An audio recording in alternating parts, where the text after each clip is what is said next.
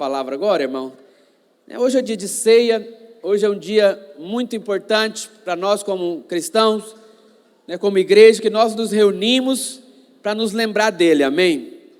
A palavra está na sua revista, se você quiser acompanhar, mas está tendo muita movimentação ainda. Eu queria que os irmãos agora parassem, amém?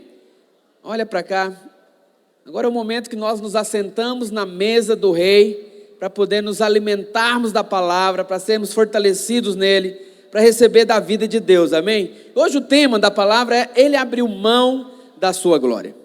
Então o Senhor Jesus, Ele abriu mão da sua glória e Ele veio, e morreu no nosso lugar. E hoje, como um dia de ceia, hoje é o dia de nós pegarmos o pão e o cálice e celebrarmos, lembrarmos. Lá em 1 Coríntios capítulo 11, no versículo 21, o Senhor Jesus, Ele disse: olha, esse é o meu corpo, que é dado por vocês, fazei isto em memória de mim. Então, quando nós nos reunimos como igreja, quando nós pegamos o pão, quando nós pegamos o cálice, nós estamos lembrando dele. Nós fazemos isso em memória dele, amém, querido? Então é muito importante o culto de ceia. Esse é um dos cultos mais importantes. Para nós como igreja deveria ser algo sagrado, vamos dizer assim, estarmos juntos como igreja todos os domingos. A Bíblia diz lá em Hebreus capítulo 10, versículo 25, que nós não podemos deixar de congregar. Pelo contrário, devemos incentivar uns aos outros, devemos exortar uns aos outros, para estarmos no meio da congregação. Ainda mais que nós sabemos que o Senhor Jesus, Ele está vindo, amém? O que diz lá? Olha, não deixemos de congregar-nos, como é o costume de alguns. Antes, pelo contrário, façamos admoestações, ou exortemos uns aos outros, tanto mais quando vedes que o dia se aproxima. E quando nós nos reunimos para tomar ceia, nós temos que lembrar dele. E lembrar o quê, pastor? Lembrar que um dia ele veio, morreu naquela cruz por mim e por você.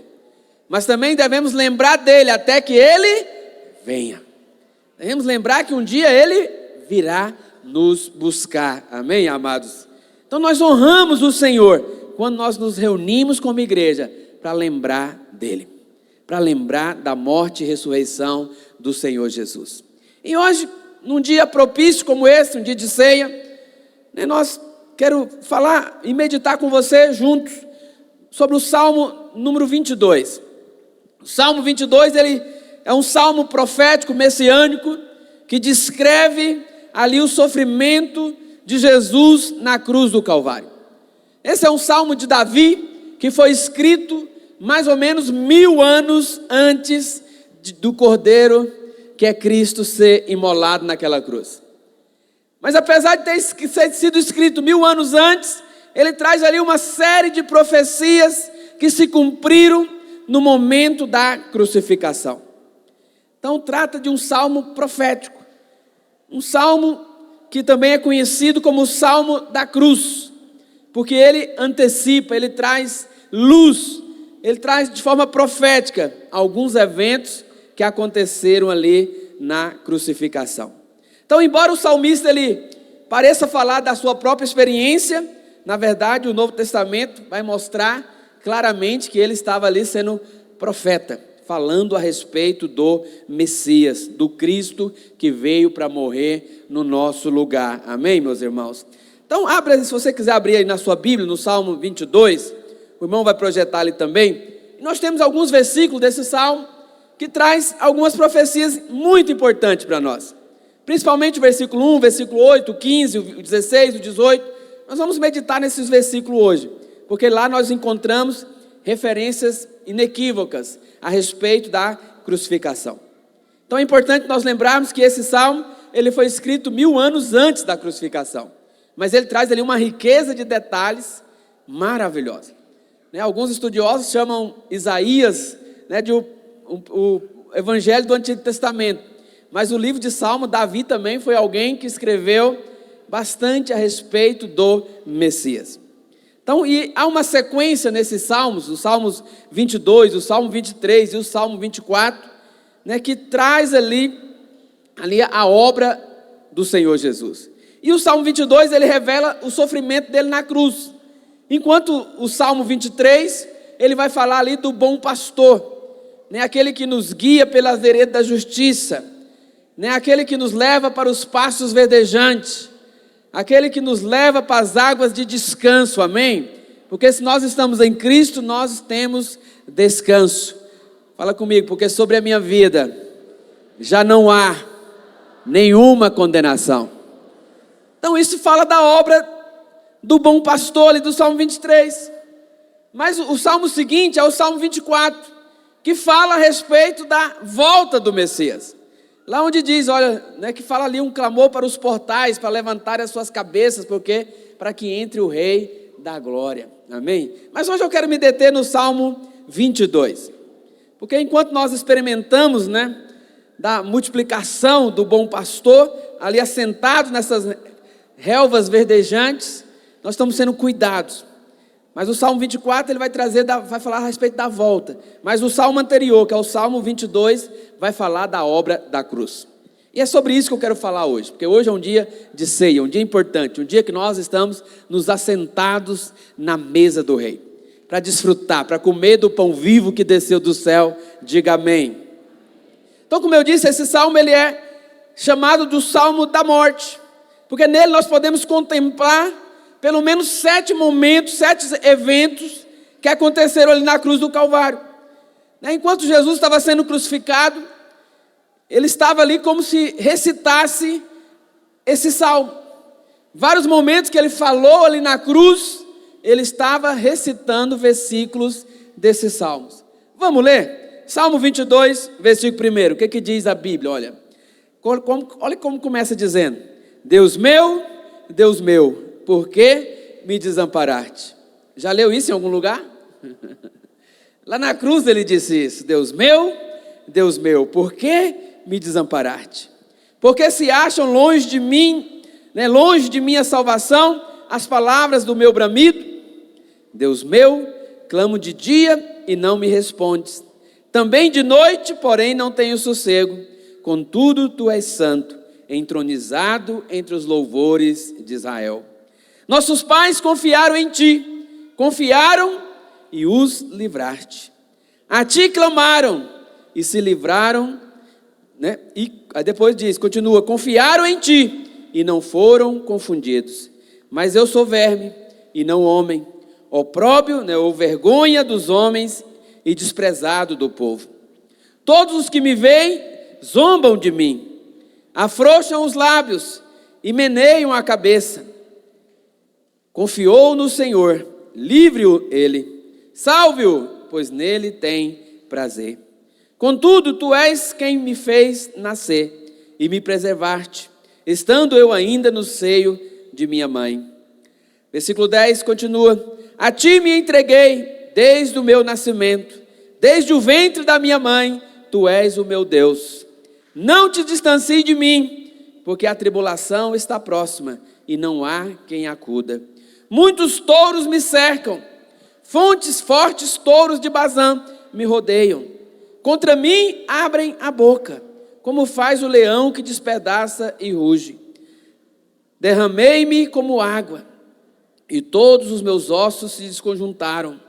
Meu coração fez-se como cera, derreteu dentro de mim. Versículo 15: secou-me o meu vigor, como um caco de barro, e a língua se me apega ao céu da boca. Assim me deitas no pó da morte. Cães me cercam, uma súcia de malfeitores me rodeia. Transpassaram-me as mãos e os pés. Olha que coisa interessante. Não sei se você sabe, mas na época que esse salmo foi escrito, mais ou menos 1000 anos antes de Jesus ter nascido, ter sido crucificado, né, foi escrito por Davi. Nessa época ainda não tinha o costume de crucificar pessoas. Crucificação era um castigo imposto pelo Império Romano para os malfeitores.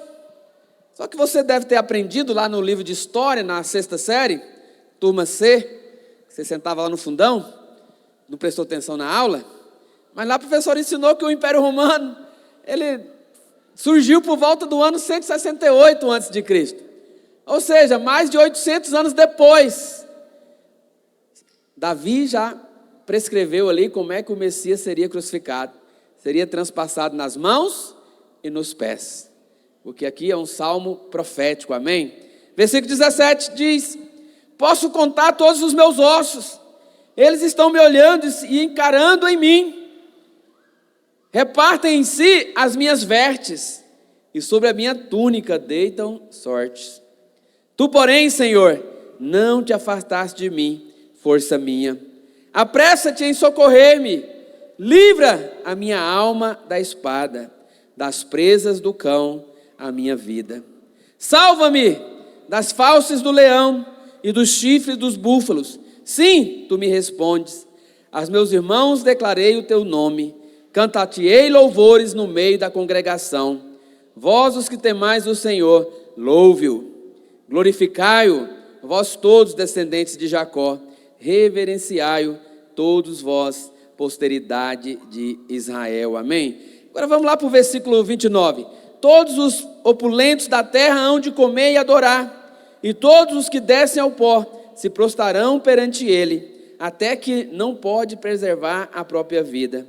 Aí o versículo 30 ele traz mais uma profecia: a posteridade o servirá, falar-se-á do Senhor a geração vindoura, hão de vir e anunciar a justiça dele ao povo que há de nascer, contarão que foi ele quem o fez. Amém, amados? Então vamos aqui analisar algumas dessas profecias maravilhosas a respeito do Messias. E a primeira está logo no versículo 1, que ele diz, né? Deus meu, por que me desamparaste? Por que se acham longe da minha salvação as palavras do meu bramido?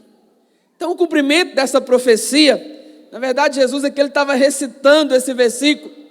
E lá no Evangelho de Mateus, capítulo 27, versículo 46, lá em Marcos 15, 34, está o cumprimento exato, porque lá na cruz o Senhor ele disse em alta voz, Eli, Eli, né? Lama sabachthani, que significa, Deus meu, por que me desamparaste?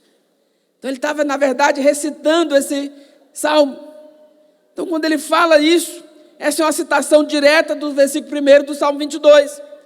E ali na cruz, o Senhor, ele estava mostrando o cumprimento profético desse salmo. Então esse salmo é algo importante para nós. Essa é uma citação direta. Então enquanto ele esteve aqui na terra, Jesus ele não chamava Deus de Deus. Normalmente ele chamava Deus de Pai. Na verdade, esse é o único texto ali dos evangelhos que ele chama Deus de Deus. Porque ele fala, Deus meu, por que me desamparaste? Mas nas outras passagens você vai vê-lo chamá-lo de Pai, porque ele é o nosso Pai, amém, meus irmãos? Hoje, por meio do Espírito Santo, nós podemos chamá-lo inclusive de Abba, Pai, papaizinho querido. Mas aqui na cruz ele diz, por que, Deus meu, por que me desamparaste? Por que isso aconteceu? Porque ali na cruz, o Senhor Jesus estava levando sobre ele os meus e os seus pecados. E a Bíblia fala lá no Isaías que os nossos pecados causavam separação entre nós e Deus. E naquele exato momento, os meus pecados, os seus pecados, estavam colocados sobre ele. Por isso que ele clama, Deus meu, por que me desamparaste?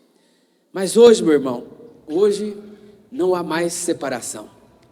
Lá no livro de Romanos, capítulo 8, a Bíblia fala que nada pode nos separar do amor de Deus que está em Cristo Jesus. Lá no Antigo Testamento, na Velha Aliança, o seu pecado fazia separação. Mas hoje o seu pecado é lavado e remido pelo sangue do Cordeiro. Nada pode mais separar você. E acredite, Jesus, a Bíblia diz lá em Efésios que o Senhor Jesus ele está assentado à direita de Deus. Mas ele não está ali contando os seus pecados, porque a verdade, a palavra é que seus pecados já foram perdoados. Lá no livro de Hebreus, capítulo 8, no versículo 12, que qual que é ali uma promessa maravilhosa, uma verdade maravilhosa? O que o Senhor lhe diz? Olha, pois para com as suas iniquidades usarei de misericórdia, e de seus pecados jamais me lembrarei. Eu sei que há no meio cristão, no meio gospel, né, uma tradição que diz que lá no céu os seus pecados vão passar num DVD. O problema é que hoje nem DVD tem mais, né? Talvez nem LED vai ter mais lá, né? Já tem um negócio mais moderno.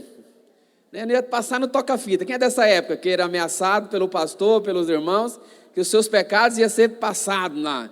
Aí nós crescemos com essa ideia de que Jesus está lá no céu catalogando nossos pecados. Não. A promessa aqui, a verdade é que... Volta lá o versículo de Hebreus 12, Hebreus 8, 12. Pois para com as suas iniquidades usarei de misericórdia, dos seus pecados, fala comigo, jamais me lembrarei. Então sinto muito se você estava curioso para ver o pecado do irmão lá. Não vai ter DVD sendo passado, porque já se esqueceu. Você é perdoado. O dia da ceia, infelizmente por causa dessa doutrina torta, muitos irmãos, o dia da ceia é um dia de aflição, porque ele foi ensinado que o dia da ceia é o dia dele lembrar dos pecados. Mas não, o dia da ceia é o dia de você lembrar que você foi perdoado. Que lá na cruz o Senhor Jesus, ele disse, Deus meu, por que me desamparaste? Para que hoje você pudesse dizer, Deus meu, como me amaste. Hoje não tem mais separação.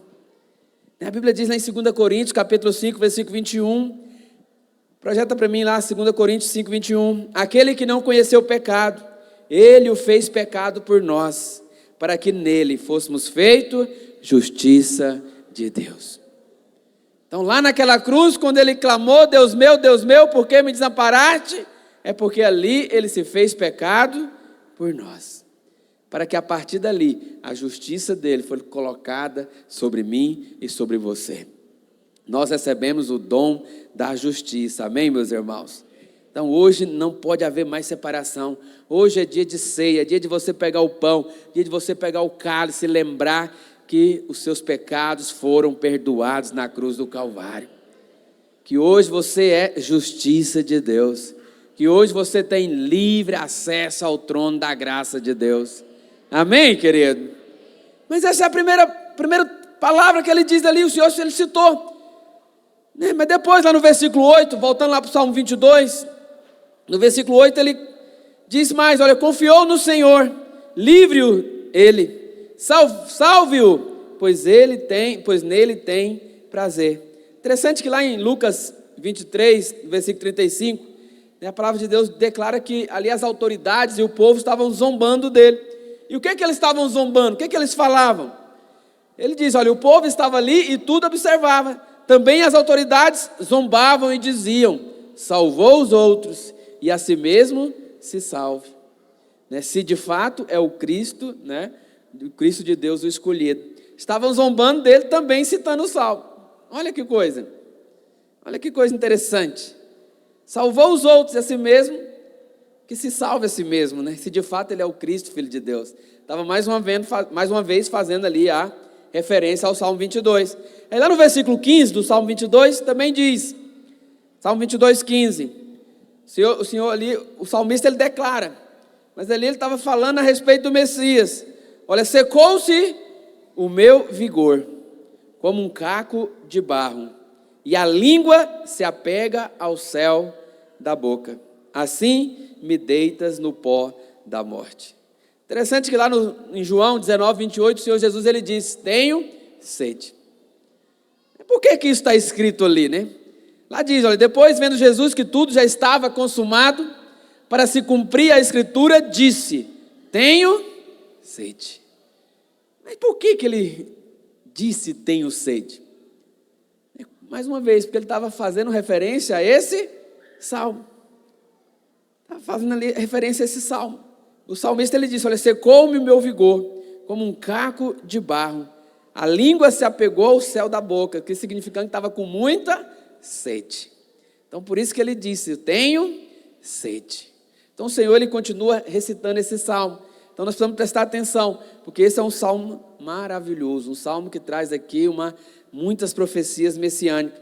Aí depois no versículo 16 ele continua, o salmista continua, cães me cercam, uma súcia de malfeitores me rodeiam. E ele diz, trapassaram-me as mãos e os pés. Olha, interessante que lá nos evangelhos está registrado que o Senhor Jesus foi crucificado entre dois malfeitores. Nós chamamos de ladrão, né? Mas então tem uma versão lá que diz malfeitores.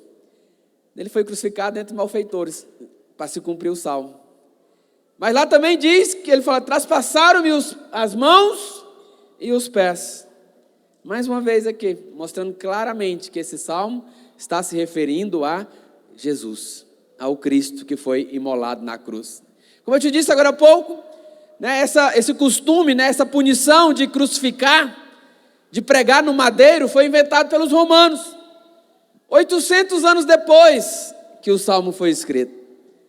Mas ali o salmista já viu, já vislumbrou como é que o Messias seria morto. Ele foi crucificado, transpassaram as suas mãos e os seus pés.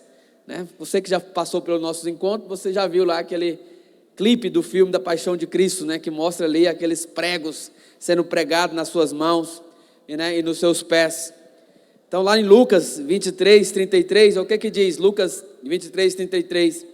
Quando chegaram ao lugar chamado Calvário, ali o crucificaram, bem como aos malfeitores. Então teve dois malfeitores que foram crucificados juntos, uma à direita e outra à sua esquerda, para se cumprir o que está escrito no Salmo, porque ali ele foi crucificado por causa dos nossos pecados, amém, queridos?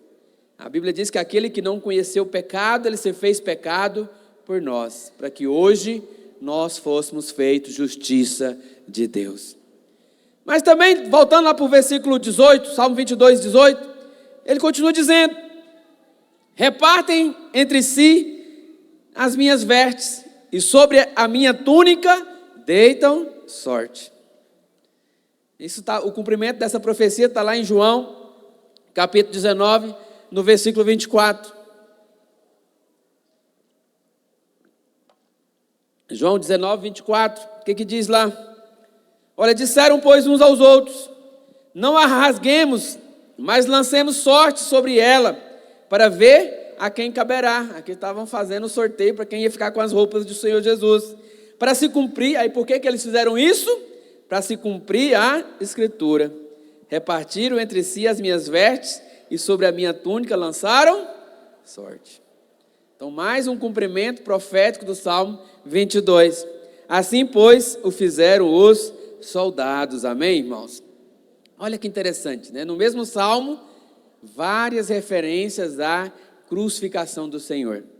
Aí no versículo 31, ele diz assim, versículo 31, hão de vir anunciar a justiça dele a um povo que há de nascer. Contarão que foi ele quem o fez. Aqui já está falando da grande comissão, do ID. Hoje nós somos esse povo que ainda havia de nascer. Essa é a igreja do Senhor. E essa igreja agora ela tem um compromisso, ela tem um encargo de continuar anunciando a obra que ele fez. Então, querido líder de célula, olha para cá, toda vez que você vai ali para a sua célula. Essa semana, quando você for ali para a sua célula, saiba disso que você está cumprindo também a profecia, você está indo anunciar. Então, essa semana, líder de célula, é o dia de você também fazer a ceia na célula, amém? Quantos líderes aqui fazem a ceia na célula? Poucos, misericórdia. Então, essa semana você vai voltar essa boa prática. Organize a ceia. Né, lá um pão de forma, corta em pedacinhos, faz um suco de uva, compra a caixinha lá do suco. Coisa fácil de resolver, mas é importante nós fazermos isso para lembrarmos dele, amém? Amém, líderes? Amém, discipuladores? Os líderes, pelo amém que eles deram, não vão obedecer, então eu vou passar o encargo para você, discipulador. Pega no pé deles essa semana e pede para tirar foto. O pastor gosta de foto. Os irmãos ficam pegando no meu pé que o pastor gosta de foto. Gosto mesmo. Tem que registrar tudo. Contar para todo mundo. Põe na rede social. Me marca. Marca o perfil da igreja. É uma bênção, amém? E acredite, os irmãos estão aqui na conferência, vê alguns esposos lá da África, veio com a esposa, aí me abordou lá e perguntou, nossa, eu fico acompanhando lá o seu Instagram, seu status, o negócio lá movimento. Eu falei, movimento. Canaã mana leite e mel, irmão. Você não tem noção do mover que nós estamos passando lá. Está chegando do outro lado do mundo. Então tira a foto da sua célula. Coloca no grupo. Precisamos anunciar, fomos chamados para anunciar. E acredite, às vezes você coloca lá no seu status, aí um colega seu, um vizinho, um familiar viu, despertou interesse na célula. Viu lá o povo reunido, viu o povo lá cantando, o povo orando. Isso é anunciar. Viu o quê? Lanchando, comendo churrasco. Bênção. Aproveita e convida. É uma ótima propaganda, porque aqui fala que nós temos que anunciar. Amém, meus irmãos? Olha, onde vi anunciar a justiça dele, ao povo que há de nascer, contarão que foi ele quem o fez. Daí a importância da nossa oferta das missões na semana que vem. Queria mesmo que você participasse, porque nós patrocinamos a pregação do Evangelho. Estava vendo lá no Paquistão, talvez você nem, se eu botar o mapa e você apontar onde fica o Paquistão, você nem vai demorar um bocado para acertar. Aqui não estão, ali não estão, acolá não estão, aqui também não, mas a paca aqui estão, né? Lá tem uma igreja videira, tem uma escola videira. Olha isso, como é que pode, lá num país muçulmano, onde matam cristão, perseguem cristão, tem uma igreja forte. Estava vendo semana passada um vídeo lá, eles fazendo um encontro com Deus. Dezenas e dezenas de pessoas passando pelo encontro com Deus. Tem uma escola videira lá, né, educando, ensinando uma próxima geração de líderes que vão mudar aquele país. Então não despreze o valor da oferta. Você pode falar, pastor, mas é tão pouco, eu não tenho condição de dar grandes ofertas. Mas se cada um de nós que está aqui hoje, cada um fizer a sua parte, se esforçar um pouquinho, a nossa oferta vai sustentar muitos missionários durante o próximo ano todinho. Só vai ouvir falar dessa oferta de novo no próximo mês de junho, que talvez já vamos estar em 50 países. Nesse junho estamos em 41. Quem sabe daqui a um ano vamos estar em 50. Graças à nossa oferta. Porque custa, né? Esse valor é usado para pagar salário de obreiros que estão lá no campo missionário, pagar aluguel de prédios para a igreja se reunir. Então nós queremos continuar avançando, amém, meus irmãos? E você pode fazer parte disso. Você deve fazer parte disso, amém? Porque esse povo é que vão contar o que ele fez. E nós estamos enviando missionários para 41 países para anunciar aquilo que ele fez. Hoje nós estamos reunidos aqui como igreja para lembrar daquilo que ele fez. Mas nós saímos daqui, vamos para a nossa célula durante a semana, vamos para o trabalho, vamos para a escola. Louva a Deus pela vida de muitos irmãos aqui, adolescentes, que estão lá nas escolas com núcleos, anunciando o que ele fez. Continue, irmãos. Você que estuda aí, não está com núcleo ainda, procura o pastor André, procura os discipuladores, vamos abrir núcleos. Eu estava ouvindo uma pesquisa essa semana, que mostra que essa geração nova aí dos 17 para baixo, foi feita uma pesquisa nas escolas, pastor André, aí, mostrou que 40% delas se definem como não tem religião. Antigamente as pessoas tinham vergonha de falar que não tinha religião, falavam que era católico. Mas hoje os adolescentes, nem católico fala mais que fala que não tem religião. Por quê? Porque alguém não está pregando, alguém não está ensinando. Então, meu querido jovem adolescente que está me ouvindo aqui, é uma excelente oportunidade. E acredite, eles falam que não tem religião, não é porque eles têm um coração fechado, é porque não tem ninguém pregando para eles. Mas nós, como igreja, estamos experimentando um grande mover no meio dos adolescentes. Nossos encontros de adolescentes estão sendo todos cheios. Tem final de semana que tem quase 1000 adolescentes participando dos encontros só aqui em Goiânia. É uma grande bênção. Nossos núcleos nas escolas estão acontecendo semana após semana com muitos, dezenas e dezenas. Então é um excelente campo. Por quê? Porque o Senhor nos chamou para ir anunciar o que Ele fez. Amém? Glória a Deus. Mas vamos avançar. Aí depois lá no versículo, voltando lá para o versículo 6 do Salmo 22, o salmista ele declara. Ele faz uma declaração profética tremenda aqui, que eu quero me ater um pouco sobre isso. Presta atenção. O que ele diz? Olha, mas eu sou verme e não homem, opróbrio dos homens e desprezados do povo. Então a ideia aqui, no primeiro momento, ele fala de humilhação. Ah, não passo de um verme, não sou nem homem, sou um verme.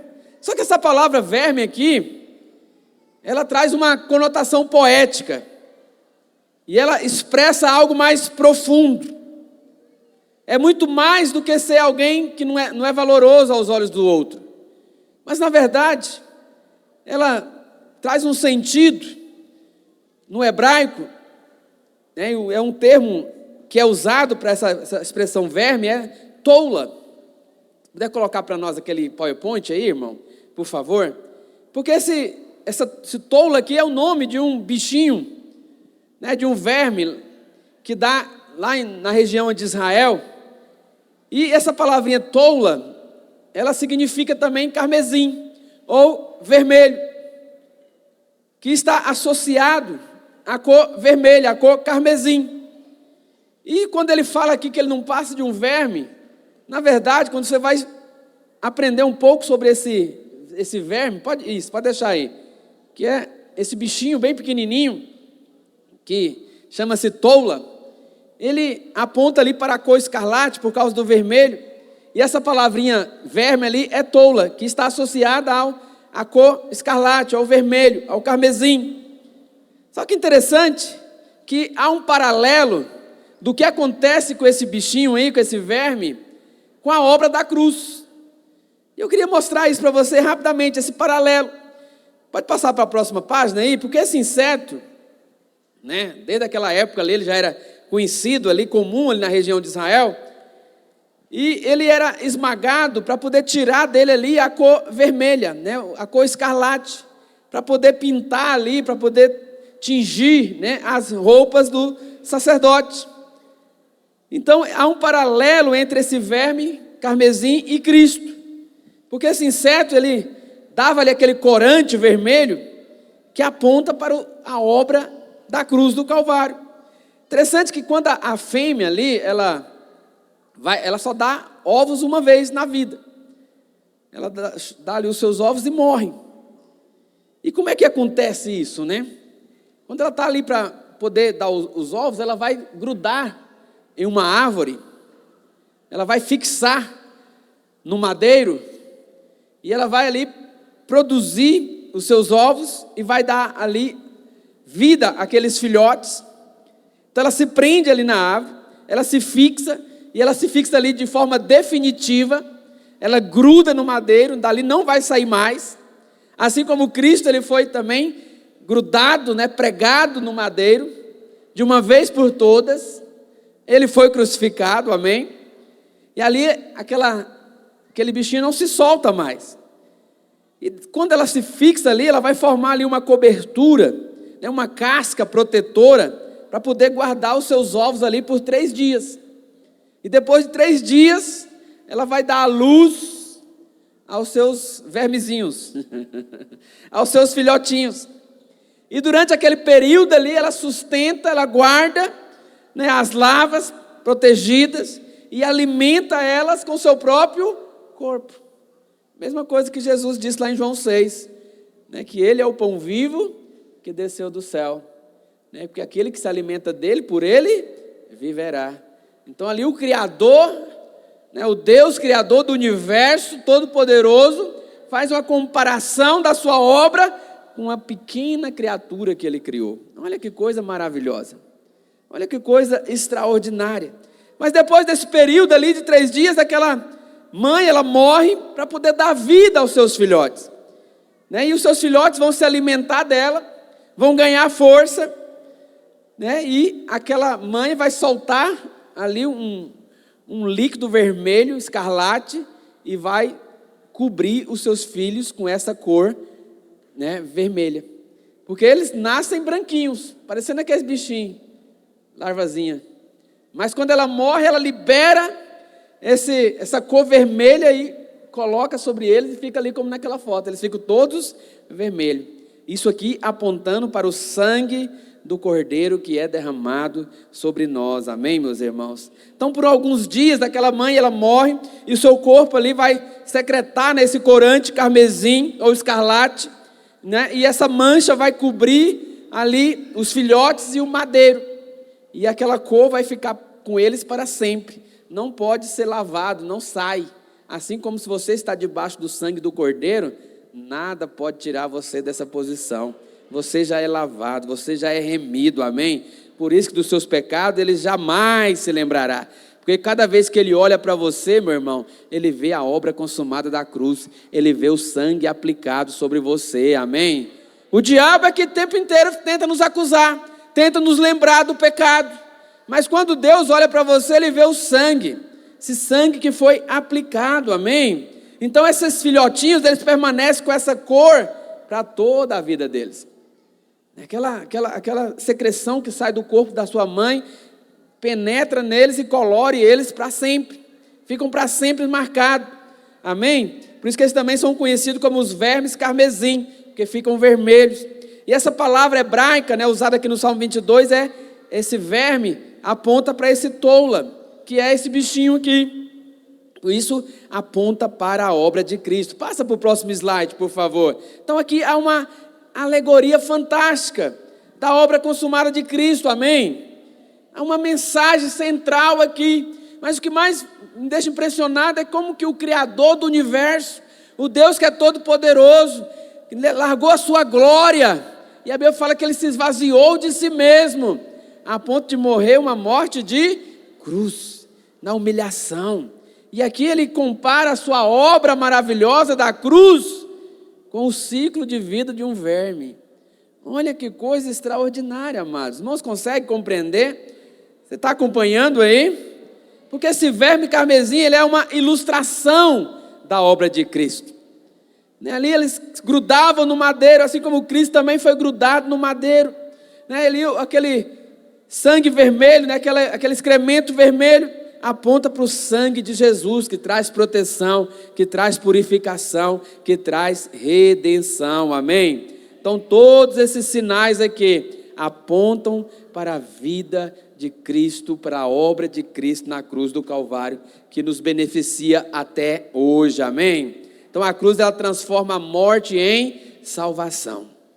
A morte daquela mãe ali traz o sangue, o carmesim que é aplicado naqueles filhotes, e ali simboliza a vida do sangue, amém? Então ali, aquela mãe, recapitulando ali o processo, primeiro ali, o lugar de fixação ali é aquela árvore ou o madeiro, que é o mesmo local onde Cristo foi crucificado, no madeiro. Mas lembrando que quando o salmista escreveu esse salmo, ainda não existia essa tradição de crucificar os malfeitores no madeiro. Isso é uma invenção romana, maligna, terrível, mas ali o Senhor já tinha estabelecido todas as coisas, amém? Então o corpo daquela mãe, ela é entregue para poder sustentar os seus filhotes, assim como o corpo de Cristo foi moído na cruz para ser o nosso alimento. E hoje, ao nos alimentarmos do pão, você está se lembrando que você está comendo do pão vivo que desceu do céu, que é o nosso verdadeiro alimento, amém, querido? Quando tomarmos do cálice, quando você tomar do cálice, lembra que o sangue que foi derramado naquela cruz, ele deu a vida por você. Ele morreu naquela cruz para que hoje você possa ter vida e vida em abundância, amém? Então são verdades maravilhosas da palavra de Deus. Então esse sangue, essa cor escarlate, ela fala também do sangue da aliança, fala de purificação, fala de pertencimento. Nós somos hoje o povo de Deus. Hoje você é cidadão dos santos, você é cidadão do céu, amém? Hoje você está debaixo das suas asas. Hoje você está debaixo dessa aliança, mal nenhum te sucederá, praga nenhuma chegará na sua casa, porque nós estamos debaixo das suas asas. Ele é o nosso escudo, nossa fortaleza, Ele é o guarda de Israel, diga amém. E por fim ali a purificação, porque esse vermelho, essa marca aponta para uma proteção espiritual, fala que nós somos lavados pelo sangue. Então ao dar à luz, aquela fêmea, ela expelia essa substância carmesim para poder proteger os seus filhotes, e os filhotes que eram branquinhos ali passavam a ser vermelhos, porque estavam debaixo agora daquela proteção, amém? E aquela mãe, o corpo dela ficava fixado naquele madeiro, porque de modo semelhante, o Senhor Jesus, ele derramou o seu sangue para purificar o homem dos seus pecados. Passa para o próximo slide aí para a gente encerrar. Então ao dar à luz, acontecia todo esse processo. Só que interessante que ali, né, depois que ela morria, que ela dava ali a vida para os seus filhotes, o corpo dela se desfazia e ficava ali como uma espécie de lã. Aquele corpo que originalmente era vermelho, depois de passar por todo esse processo de gerar vida, ela se transformava ali numa espécie de lã. Depois desses 3 dias, o corpo da mãe, né, descoloria só depois da morte, e ela ficava branco como a neve, né, semelhante a um pedaço de lã preso numa árvore. É daqui que Isaías ele escreve no seu livro, no capítulo 1, versículo 18, o que diz lá? Vinde a mim, vinde, pois, e arrezoemos, diz o Senhor, ainda que os vossos pecados sejam como a escarlate, né, ou como o carmesim, que são cores vermelhas, eles se tornarão brancos como a neve. Ainda que sejam vermelhos como o carmesim, se tornarão como lã. Mais uma vez, falando da obra da cruz. Por isso, quando João Batista ele ergueu os olhos, ele viu Jesus se aproximando, ele diz: eis o Cordeiro de Deus que tira o pecado do mundo. Porque ainda que seus pecados sejam vermelhos como o carmesim, sejam vermelhos, né, como a escarlata, o Senhor ele purifica e você se torna branco como a neve. Hoje é dia de nós lembrarmos que nós fomos lavados, né? Hoje nós somos mais alvo do que a neve, né? Tem aquela música, né, bonita do Fernandinho, alvo mais do que a neve. Queria convidar os irmãos de louvor para subir. Vamos cantar uma canção, vamos tomar a ceia hoje. Mas eu queria que você tomasse a ceia hoje de uma forma diferente, com essa revelação.